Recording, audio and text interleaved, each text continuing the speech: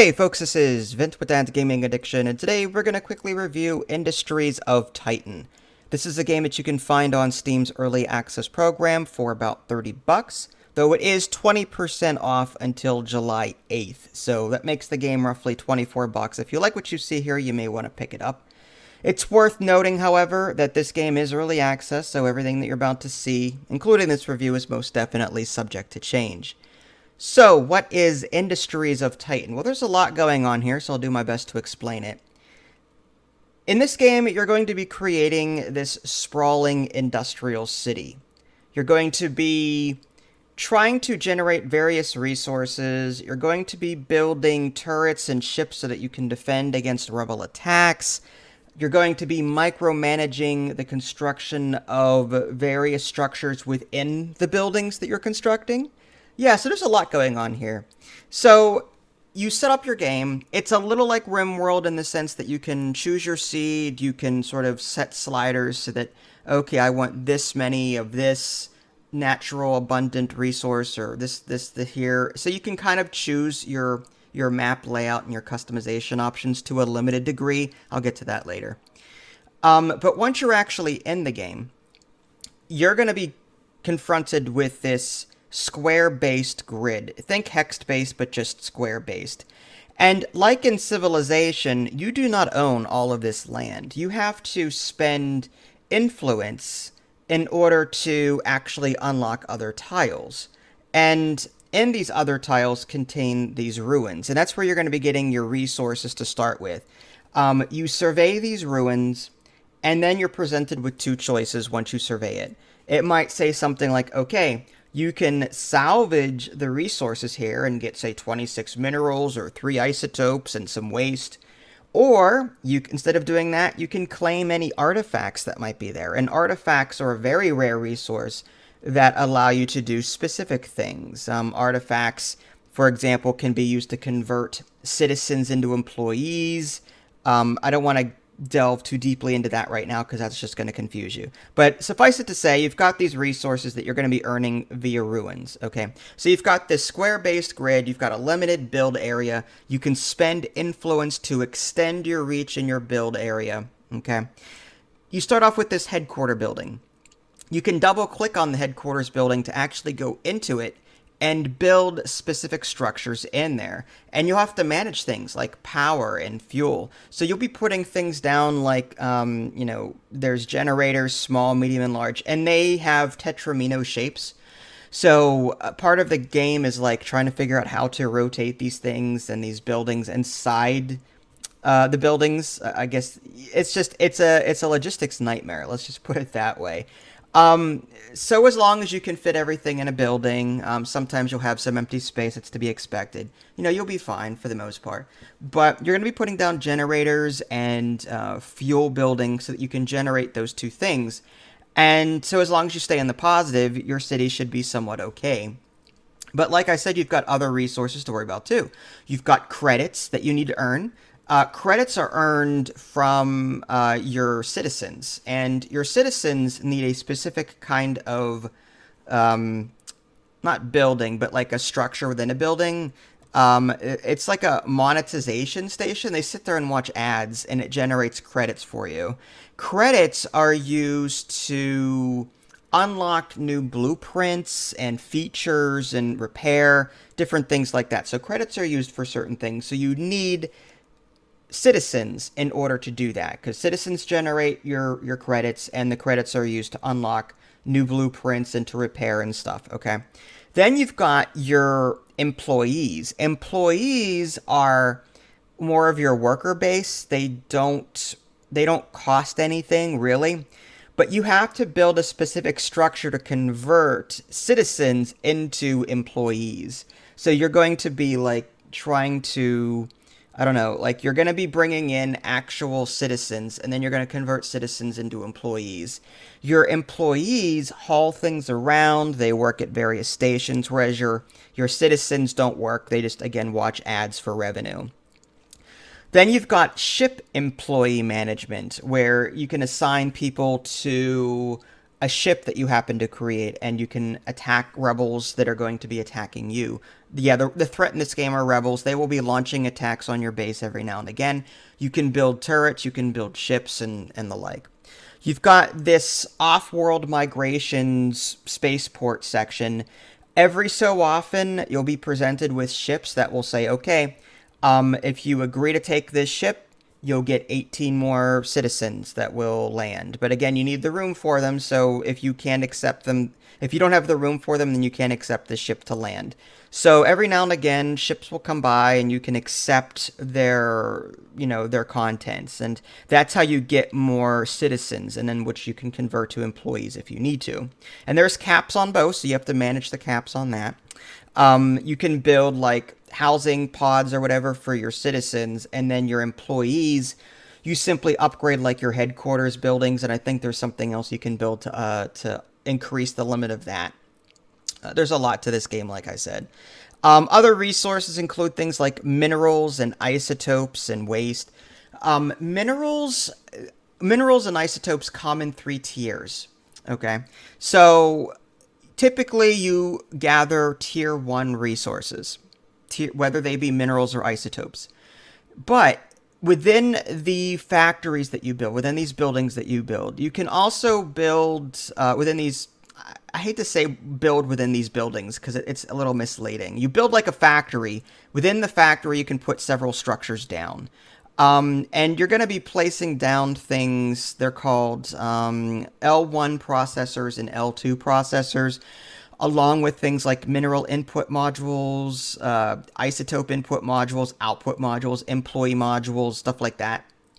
That will turn your tier 1 resources into tier 2 resources. And then there's even an L2 processor, which turns your tier 2 into tier 3. So the way it works is a tier 1 mineral is, say, one resource. Okay, it's a 1-to-1 ratio. The tier 2 of something is a 1-to-5 ratio. So you can convert a 1 mineral into a 5 mineral, a 5 value mineral. And then the tier 3 is a 25 value. So in effect, if you have 1 mineral, okay, you can convert that into a tier 2, which is 5 value. And then you can convert that tier 2 into a tier 3, turning it from a 5 value to a 25 value. So you're going to be taking the tier 1 resources that you collect and converting them into refined tier 2 and tier 3 minerals or isotopes to get more value out of them, so that you're not continuously like trying to get more tier 1 stuff. Okay, so there's a conversion process there too. There's no conveyor belts. You don't have to worry about like, this leads into this like in Factorio. So as long as you connect everything within a factory, you'll be okay. Okay, so again, it's overwhelming, this game. If I had some complaints, and again, this is early access, this is more feedback for the developer. First of all, I felt overwhelmed. I would have preferred some difficulty settings that made resource generation more plentiful, or the cost of things and the maintenance of things less taxing.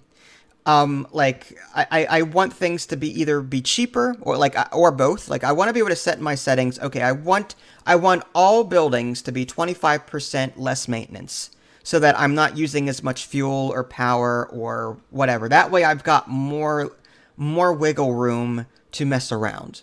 Okay, that's one thing. Another thing is you can't freely pick up structures that you put down within buildings and move them around. You have to dismantle them and then put something else down. In Factorio, you could right-click, pick up, move. In this game, you can't do that. You can't like freely pick stuff up and then rearrange. I would love to just have some kind of holding pool so I can pick everything up and then plop everything back down again in an aesthetic manner that fits things better and more efficiently. And everything's got its own tetramino shape. So sometimes you'll end up with these really bad combinations that you did, and instead of deleting everything, I just want to pick everything up and move it around, I would have liked something like that. And then, I gotta say, the tutorial, as nice as it is a bit lacking in some areas.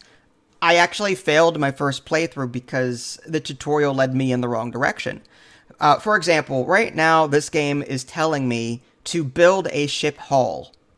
And I am actually out of something called zithine gas. I think that's how you pronounce it. And the game didn't tell me this, but in the air is something called zithine gas. And zithine gas is actually consumed. It's a consumable resource. And my fuel buildings are consuming this gas.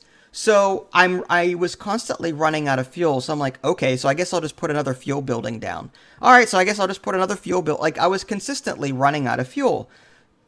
And I didn't know this, but it wasn't that I was running. It wasn't that I wasn't producing enough fuel. It was that I didn't have enough zithine gas or whatever in the air to consume in the first place. So my other fuel consuming, or my zithine gas consuming fuel generators were becoming less efficient. The game didn't tell me that. So I'm sitting there building all of these fuel generating buildings, and they're all working at really crappy efficiencies. I looked around the map and I see these geysers, right, or crevices, and I'm like, oh, these things are generating zithane gas or whatever. So maybe I need to build something on them. I don't know. I haven't gotten that far yet. I'm 4 or 5 hours into my first playthrough, and I'm resource starved at this point, and I'm just gonna start over because I'm frustrated with it, and things are just failing left and right. So like the tutorial really needed to go, okay, you've got zethane gas in the air. It's gonna run out eventually in your general area. There's these crevices on the map. Maybe you should worry about that. The game also didn't touch anything, at least the tutorial did not touch anything on mining. I was constantly resource starved, okay? And I was going to ruins and gathering stuff at ruins, getting minerals and isotopes. But there are these mineral patches and isotope patches. And you've got a mine structure that you can build with credits. Like you can unlock the blueprint with credits and then build it. I have not seen that in the tutorial yet. You'd think that resource generation would be the first thing that you cover in a tutorial so that you're never resource starved. I think the tutorial is a bit out of order and broken at the moment. I want to replay this and rely on my instincts as far as resource management is concerned and build order so that maybe I can do better next time. Because I'm sitting here, I've got all these mineral patches and isotope patches around me, but yeah, I'm resource starved. I could go out and get more ruins, but that it ties up my workers to do that. And then waste is another big issue. The game didn't touch on, you're constantly generating waste, and the game didn't talk about waste until like I had 400 to 500 waste. I had all of these waste bins just holding all of this trash, and the game didn't get to waste until much later. And I'm like, well, is this detrimental to my health? But again, now I'm at a point where I've got these smokestacks and they're polluting the air, and now my people are dying off. So I think the tutorial needs to do a better job in explaining the key concepts and how to stay alive and stuff like that. There's just things that are being missed, and in following the tutorial, I have to restart the game because my people are dying off due to pollution. It's telling me to build a ship, and I'm like, that's not my concern right now. My concern is pollution. My people are dying off. It told me to build a waste generator, which I did to get rid of the waste, or the smokestack to get rid of it. But now my people are dying off. So why are you telling me to build ships when I don't have the resources yet to build a ship, but my people are dying off? It's like the tutorial is completely out of order. So again, this is early access. I'm not trying to harp on it too much, but the game does suffer from a number of things that bother me. Again, i.e. mainly, I want customization options that let me reduce the difficulty further in terms of like, okay, maintenance costs, build costs, make the overall experience easier in terms of resource costs so that I can play around a bit.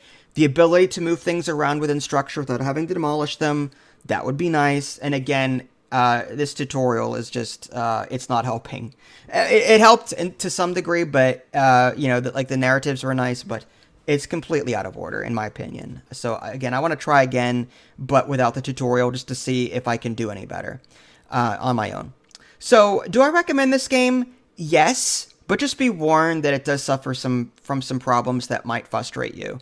I like the resource management and the factory and the you're putting down all of these different factories, and factories, you think, oh, they're generating something. No, a factory in this game is simply an empty building, and you put stuff in there that you want. So if you want to put all generators in there, you can. If you want to put all fuel generating buildings, you can. If you want to put down, I don't know, whatever. You decide what you want to put in these factories. You can even upgrade them with isotopes to add a second floor, or you can upgrade your smokestacks to be more efficient, that kind of thing.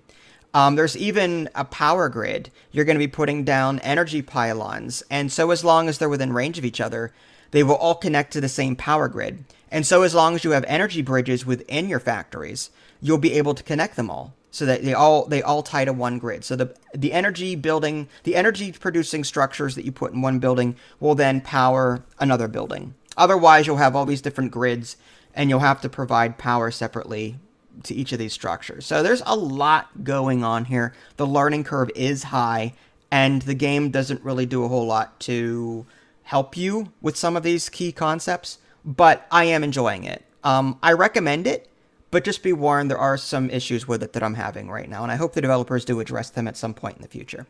If you guys haven't already, subscribe to me on Twitch and YouTube. That way you can stay up to date with any new content I'm going to publish. This is Vince. Thanks for watching, and I'll catch you next time.